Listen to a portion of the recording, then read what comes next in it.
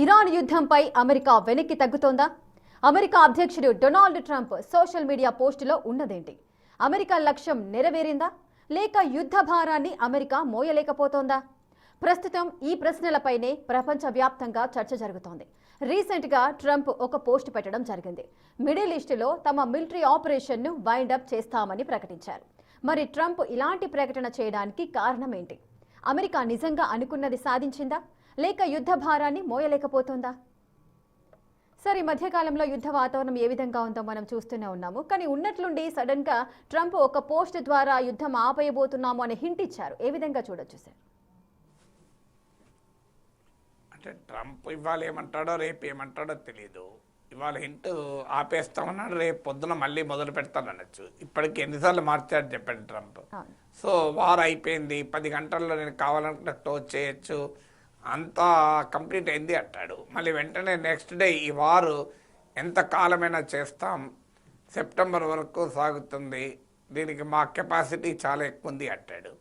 మీకు June 2025లో 12 day వారప్పుడు సర్వనాశనం అయిపోయింది, విధ్వంసం అయిపోయింది, ఇరాన్ దగ్గర ఏమీ లేదు అన్నాడు.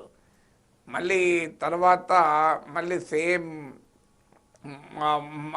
ఇప్పుడు మళ్ళీ లేదు ఇరాన్ న్యూక్లియర్ ప్రోగ్రాం ధ్వంసం చేయడానికి దాడి చేస్తున్నా అంటాడు. అందువల్ల ట్రంప్ మాటలకు మనము స్టాండర్డ్గా తీసుకోలేము. అందుకే చాలామంది చెప్పేది Trump should be judge by actions, not by deeds అంటారు, నాట్ బై వర్డ్స్ అంటారు. ఈ should be judge by deeds. అతను ఏం చేశాడు అన్న దాన్ని బట్టి చెప్పాలి. ఒకవైపు మెరైన్స్ పంపుతున్నాడు, అమెరికన్ సోల్జర్స్ను రంగంలోకి దించుతాం, గ్రౌండ్ వర్క్ సిద్ధపడుతున్నాడంటాడు, కార్గ్ ఐలాండ్ను సర్వనాశనం చేస్తానంటున్నాడు, సౌత్ పార్స్ను కూడా ధ్వంసం చేస్తామంటున్నాడు ఇరాన్ కనుక దాడులు చేస్తే, మీకు భూతల యుద్ధానికి సిద్ధం అంటున్నాడు. మీకు ఇప్పుడు ఆల్రెడీ అమెరికాలో 2000 మంది సోల్జర్ తీసుకొని షిప్ కూడా బయలుదేరింది. మరి యుద్ధం ఆపటంటే ఎందుకు షిప్ను పంపించాడు? సో అందువల్ల ఈ చర్చలు జరుపుతుంటాడు, సడన్గా యుద్ధం చేస్తుంటాడు. అంటే కొంత వ్యూహంగా కూడా చేయొచ్చు, అంటే శత్రువును అప్రమత్తంగా ఉండకుండా చేసేందుకు ఒక ఎత్తుగడగా కూడా చూడొచ్చు. రెండవది, యుద్ధం ఒకవేళ ఆపినా అంటే తాను విక్టరీ డిక్లేర్ చేసుకొని ఆపుతాడు, అంటే గెలిచానని తనకు తానే ప్రకటించుకొని విడ్రా అవుతాడు. ఎందుకంటే ఒక ఊబిలోకి కూరుకుపోతున్నాడు, ఏం చేయాలో అర్థం కాని పరిస్థితి. రెజీమ్ చేంజ్ చేస్తామన్నాడు, ఖమేనీని చంపాడు, 50 మంది టాప్ లీడర్షిప్ని చంపాడు, అలీ లారిజాని నేషనల్ సెక్యూరిటీ అడ్వైజర్ని చంపారు, కానీ రెజీమ్ పడిపోలేదు. ఇప్పటికి ఇరాన్ ప్రెసిడెంట్ పెజెస్కియాన్ ఉన్నాడు, ఇరాన్ పొలిటికల్ వ్యవస్థ ఉంది, మత వ్యవస్థ ఉంది, IRGC ఉంది, ఓ నాయకుడు పోతే ఇంకో నాయకుడు వాళ్ళు అపాయింట్ చేసుకుంటున్నారు. సో అందువల్ల రెజీమ్ చేంజ్ కాలేదు. న్యూక్లియర్ కేపబిలిటీని జూన్లోనే ధ్వంసం చేశారన్నాడు, మళ్ళీ ఇప్పుడు ధ్వంసం చేశారంటున్నాడు. 2 సార్లు ధ్వంసం ఎందుకు చేస్తున్నాడు అర్థం కాదు. కానీ ఇప్పటికీ కూడా యురేనియం స్టాక్స్ను ఏమీ చేయలేకపోయాడు. సో ఇరాన్ 100 అడుగుల పర్వతాల దిగువన భూగర్భంలో 100 అడుగుల కింద వాటిని దాచిపెట్టింది.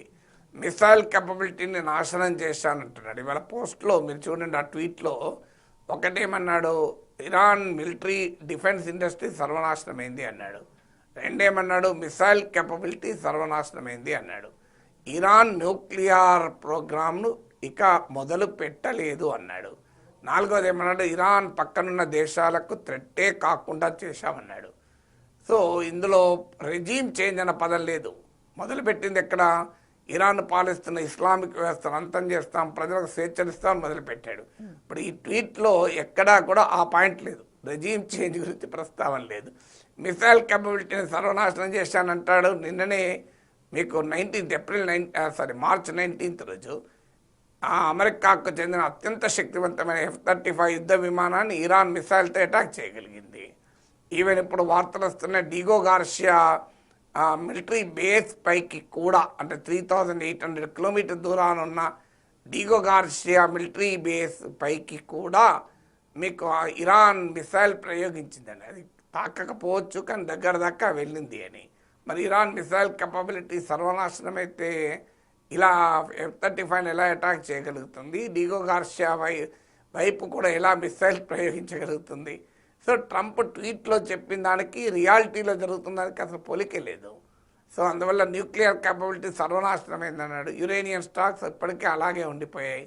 సో అందువల్ల ట్రంప్కి అర్థం కాని పరిస్థితి, ఏం చేయాలి, ఎగ్జిట్ స్ట్రాటజీ కనబడం లేదు. అందువల్ల ఇక ఏం చేస్తాడు, సో నేను గెలిచాను యుద్ధాన్ని అని ప్రకటించుకొని వెళ్ళిపోయటానికి కూడా ఈ రకమైన ప్రిపరేషన్గా కూడా ఈ స్టేట్మెంట్ ఇవ్వచ్చు. ఎందుకంటే ఆఫ్ఘనిస్తాన్లో 20 ఏళ్ళ తర్వాత తాలిబాన్కి అధికారం అప్పచెప్పి పారిపోవడానికి ఇలాంటి నరేటివ్ ట్రంప్ బిల్ చేశాడు.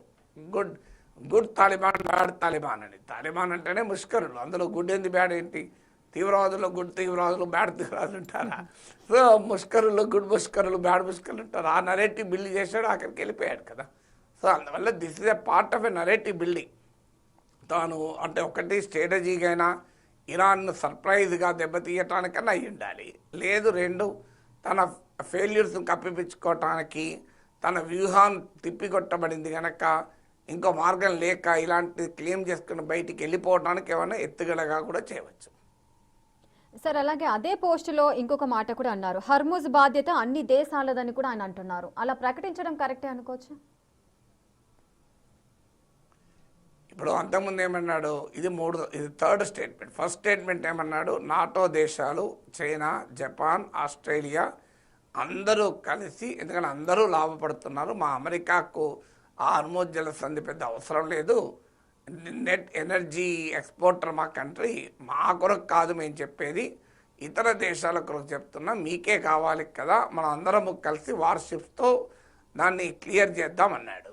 తర్వాత మీకు జపాన్ అంగీకరించలేదు, మా రాజ్యాంగంలో అవకాశమే లేదు విదేశీ యుద్ధాలు చేయమని. చైనా ఎలాగూ రెస్పాండ్ కాలేదు, ఆస్ట్రేలియా నో ఉంది, యూరోప్ సుముఖంగా రియాక్ట్ కాలే, నాటో దేశాలు ఎప్పుడైతే మాట్లాడలేదు ఇమీడియట్గా ఏమన్నాడు, నాటో ఇది వేస్ట్, అసలు నాటో ఏమున్నది, నాటో దేశాలు పిరికి పందలు, అసలు అమెరికాలో పోతే నాటో ఎక్కడ, అసలు నాటో అమెరికా లేని నాటో అసలు లేనే లేదు అని మళ్ళీ ఇష్టం వచ్చినట్టు నాటో తిట్టాడు. మళ్ళీ ఇప్పుడు ఏమంటున్నాడు, అందరం కలిసి మళ్ళీ స్ట్రెయిట్ ఆఫ్ హార్మోజ్ను లిబరేట్ చేద్దామంటున్నాడు. అందరు కలిసి యుద్ధాన్ని మొదలు పెట్టారా? యుద్ధము ఫిబ్రవరి 28 రోజు మొదలుపెట్టిన రోజు ట్రంప్ ఏ దేశంతో మొదలుపెట్టాడు? జపాన్తో మాట్లాడా, చైనాతో మాట్లాడా, ఆస్ట్రేలియాతో మాట్లాడా, యూకే, ఫ్రాన్స్, జర్మనీ ఎవరితో మాట్లాడాడు? ఏకపక్షంగా ఇజ్రాయెల్ అధ్యక్షుడు నెతన్యాహు, అమెరికా అధ్యక్షుడు ట్రంప్ కలిసి ఈ యుద్ధాన్ని మొదలుపెట్టారు. మొదలుపెట్టేటప్పుడు ఏమో సంతకం మొదలు పెడతావు, మధ్యలో 3 వారాలు అయ్యాక అందరిని కలవంటే అర్థం బలహీనత అవుతుంది తప్ప బలమవుతుందా? నీకు చేతనైతేనే కదా వెళ్ళిపోయింది, అసలు మాకు ఎవ్వరు అవసరం లేదు, అమెరికా ఒక్కరే చూసుకుంటారు కదా వెళ్ళిపోయింది. మళ్ళీ ఇప్పుడు అందరి సహకారాన్ని ఎందుకు అడుగుతున్నారు? సో అందరి సహకారం అవసరం ఏంటి? పోనీ అడుగుతున్నావు కరెక్టే. ఇప్పటి వరకు అమెరికన్ వార్షిప్ స్టేట్ ఆఫ్ హార్మోజ్లోకి ఎంటర్ అయ్యాయా? అమెరికా వార్షిప్తో ఎంటర్ కావు, ఇతర దేశాల వార్షిప్తో రమ్మంటున్నాడు. ఇప్పటికీ అమెరికా మీద నమ్మకం పెట్టుకున్న సౌదీ అరేబియా, యుఏఈ, ఖతార్ వీటిని ఇరాన్ అటాక్ చేస్తున్న అమెరికా కాపాడగలుగుతుందా? ఇప్పుడు ఖతార్ ఎనర్జీ పైన జరిగిలో 17% ఆఫ్ గ్యాస్ ఫెసిలిటీ ఎగిరిపోయింది కదా, మరి వాళ్ళని కాపాడే బాధ్యత అమెరికాకి లేదా? ఇలా ఏ ఒక్క దేశాన్ని, అరబ్ దేశాన్ని ఇరాన్ దాడుల నుంచి అమెరికా కాపాడిందా? సో అందువల్ల మీకు ఇప్పటికీ అర్థం కావాల్సింది ఏంటంటే, సో ఈ వెరీ లీవింగ్ అందరినీ కలిసి రమ్మంటే అందరు ఎందుకు కలిసి వస్తారు? అందరు ఒప్పుకున్న యుద్ధం